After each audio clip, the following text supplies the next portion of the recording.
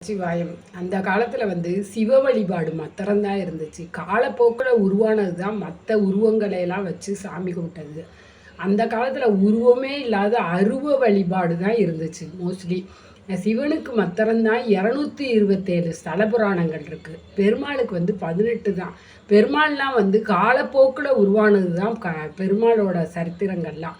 ஆனால் சிவன் பண்டை காலத்தில் இருந்தே சிவ வழிபாடு நமது முன்னோர்கள் பழமையாக செஞ்சுக்கிட்டே வந்திருக்கிறது சிவ வழிபாடு தான். சிவனை கும்பிட்டா நம்மளுக்கு பக்தியும் கிடைக்கும், முக்தியும் கிடைக்கும். அதே மாதிரி சிவம் அப்படின்னாலே மங்களம்னு பேர்.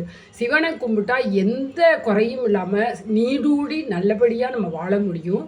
சிவனை மாதிரி ஒரு சக்தி உள்ள தெய்வமே கிடையாது.